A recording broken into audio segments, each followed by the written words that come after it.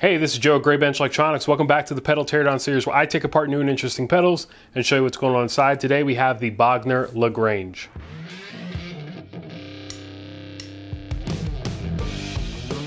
All right, Bogner La Grange. So this is not a particularly new pedal. I think it came out like 2016, 2017 maybe. Bogner Amplification, obviously famous for their high gain tube amps, but they did come out with a range of pedals. There's the La Grange. They have ones also based on their amps, like the Ecstasy and the Ecstasy Blue and Red, or I can't remember what they're called. But anyway, we have the Bogner La Grange here. This is based on essentially like an amp in a box pedal based on Marshall Plexi. There's a good chance anytime you see a pedal that's gold sparkle, it's probably a Plexi pedal. But yeah, you can also read the documentation for this pedal and it becomes clear that they're talking about JTM 45s and Plexis. So controls wise, we have 4 toggle switches. The gain is a 3-way switch, referring to probably low, medium, and high. There's a variac control, off and on. Variac for tube amps is reducing the amount of AC input on the primary of the power transformer for a tube amp. So we're expecting the variac probably controls the supply voltage for the circuit somehow. Presence control, we have high and low presence there. And structure is a open circle, filled in large circle, filled in small circle. Knobs, we have 5. We have a boost, which seems to be a sort of separate circuit here that is just a implementable boost control with its own volume. And then for the sort of full pedal side of the controls, we have volume, tone, channel blend, and gain. Channel blend is rated at 100 one side and 100 the other side, and then 50-50 in the middle. And then it's marked T and B on either side of the channel blend control. So this is alluding to the like a 4 input plexi where you can jumper the channels and then blend between them with the separate bright and normal channels. But T and B is presumably treble and bass in this case. 2 separate foot switches on, which presumably turns on this part of the circuit, and then boost, which controls the boost. LEDs with the cylindrical bezels, big Bogner logo there. On the back here, Bogner Amplification says they're built in LA.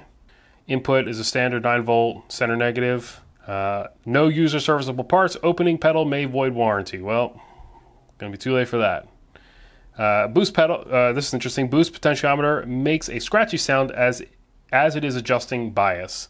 What that means is that the boost pedal has DC voltage on it, and you're going to be adjusting the bias of that gain stage, however that's implemented, with the boost control. So essentially they're saying it's going to make a scratchy sound, but that's normal. Looks like we have a battery compartment here with its own screw. That's cool. The enclosure here is a folded steel enclosure. Looks to be about 18 gauge steel. Powder coated gold sparkle, of course. PCB mounted 9-volt DC jack. Neutrik style 1/4 inch jacks with the chrome bezel, or the chrome ferrule nut. All right, so that's it for the externals of the pedal. Let's go ahead and crack it open.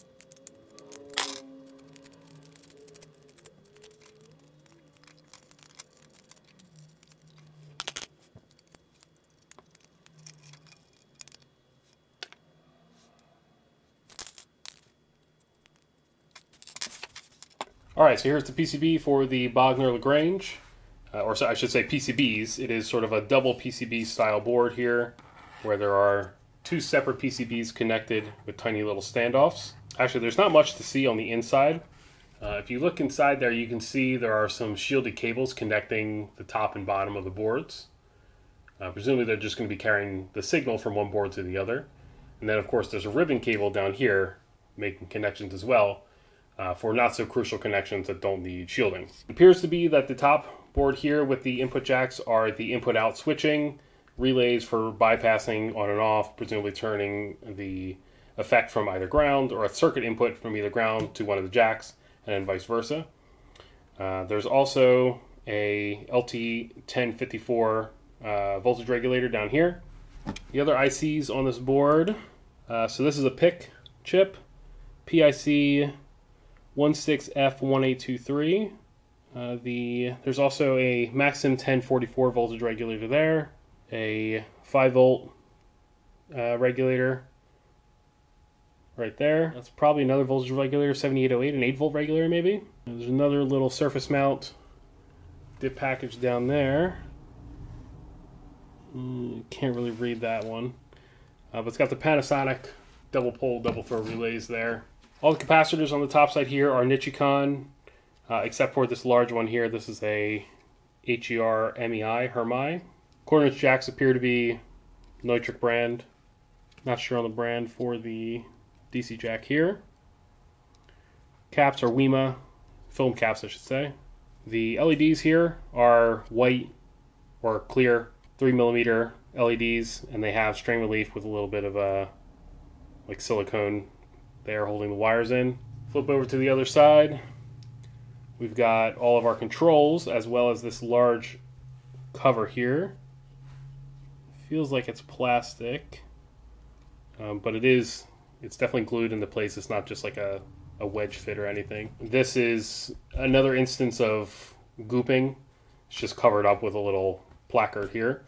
Luckily, there are other DIY people have already taken that apart and figured out what's underneath. We're gonna have a look at the schematic in a second, so we'll be able to look at that. Interesting little pots here. I haven't seen these pots before. Not familiar with the manufacturer.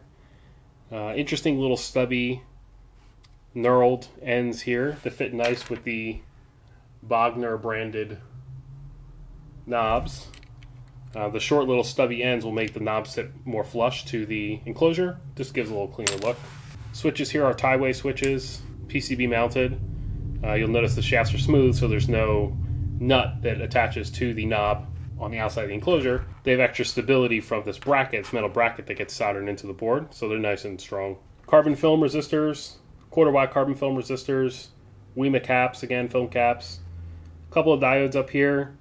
Looks like 2 germanium diodes and a couple red 5mm LEDs. Pair of transistors right there. Let's see. Yeah, so there's a pair of 2N7000 MOSFETs. All right, so that is the PCB for the Bogner La Grange. Let's have a look at the schematic. All right, here is the schematic for the Bogner La Grange, courtesy of Arnold Dickstall and Lithium Grim Guitar Effects. If you want to build a Bogner La Grange of your own, go check out their Have Mercy PCB. And also shout out to the people at DIY Stomp Boxes and Tagboard Effects for working on the schematic. Let's go over what we got here. So this is the input stage for the La Grange. So we come in here, do some filtering, and then into a single op amp here, an OPA 132. Actually, let's go over the power supply first. So here's your 9-volt DC input. Go through a protection diode, 12-volt Zener to protect from overvoltage, some filter capacitors. Then we're going to a LT1054 voltage inverter and voltage regulator. So that is going to provide both this VB control, which is a positive 18 volts coming out of here, and then it also drops down here to a negative voltage regulator, 9-volt voltage regulator down here. And then we also have our input supply at positive 9 volts. So the supply does a similar thing to the Klon, which is we have a positive 18 volts from the 1054 doubler, and we also have a regulated negative 9 volts out of this regulator, and a positive 9 volts, of course, from the supply. So we have an overall range of 27 volts here, just like the Klon. All right, so coming down here, again, here's our input circuit, single op amp. The positive rail of the op amp is hooked up to VA, which is 9 volts. And VC is negative 9 volts, so this can swing positive and negative 9 volts. This is not a ton of gain coming out of the stage. We only have a 15K feedback resistor here and a little cap. Filtering coming off here, not unlike you'd see in like a rat. And then that's also hooked up to the positive supply. Coming out of here, we have some more filtering. The expression pedal gets hooked up here, which is essentially in parallel to the gain knob. And the gain knob is set up here with a linear 25K pot and a little tail resistor so you can't wind it all the way down. Output cap coming out there, over in here to a 2N5088, which is a MPN BJT. And this is where the channel blend is incorporated. So what the channel blend's doing here is it is blending off the emitter here between two different value emitter bypass caps. So when you are blended more towards, or essentially the wiper's coming more towards this 470 nanofarad, that would be more towards the treble side because you're increasing a resistance for the 47 microfarad larger emitter bypass cap. And then when the wiper moves more towards the larger cap here, that would be twisting towards the base end of the knob.